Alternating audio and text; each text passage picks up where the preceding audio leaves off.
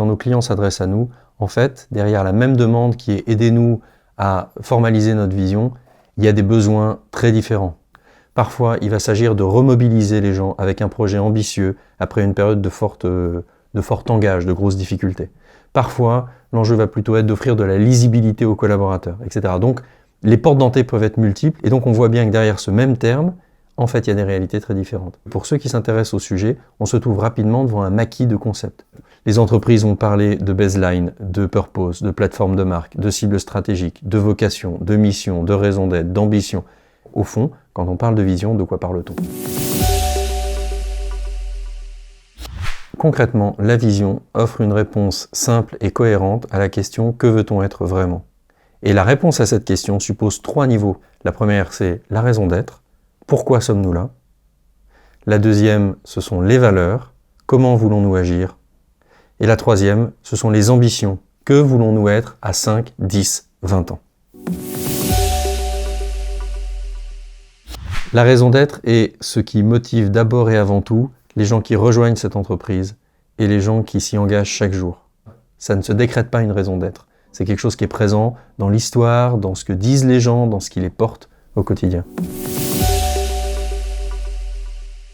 Les valeurs sont ces comportements, ces façons d'être qui sont essentielles, qui sont peut-être évidentes pour nous, parce que nous sommes animés par cette raison d'être. Quand on reprécise ainsi le sens de ce que sont les valeurs, on évite de tomber dans un double travers qui est de faire des valeurs ou d'utiliser les valeurs pour en faire un rappel à l'ordre par rapport à ce qu'on voudrait que les gens soient, ou alors un outil marketing pour habiller la mariée et donner envie de rejoindre cette entreprise. Les valeurs expriment quelque chose de réel, de vrai, d'authentique. Les ambitions, c'est ce que nous devons avoir réussi à 5, 10, 20 ans.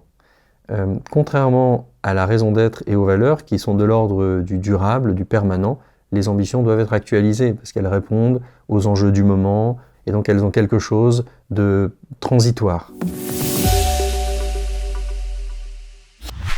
Alors je vais prendre un exemple qui montre le lien en plus organique qui existe entre la raison d'être, les valeurs et les ambitions, et ce sera l'exemple de Microsoft. Microsoft définit ainsi sa raison d'être: donner du pouvoir à ceux qui veulent accomplir de grandes choses. Microsoft exprime 4 valeurs qui sont l'empathie.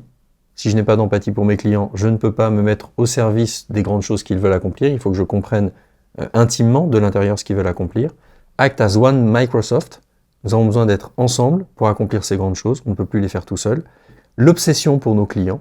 Nous devons être obsédés, habités par le souci ardent de les servir. Et puis, inclusiveness. Donc, nous ne sommes pas là pour juger des grandes choses que veulent accomplir nos clients, mais nous sommes là pour les servir, quelles que soient ces grandes choses. Si elles sont grandes pour eux, nous devons les servir. Microsoft exprime pour les années qui viennent 3 ambitions majeures: le développement des outils collaboratifs, parce qu'aucune grande chose ne peut s'accomplir seule, le développement du cloud, qui est un outil essentiel pour leurs clients, et l'expérience utilisateur, pour que les utilisateurs ne subissent pas Windows, mais choisissent Windows.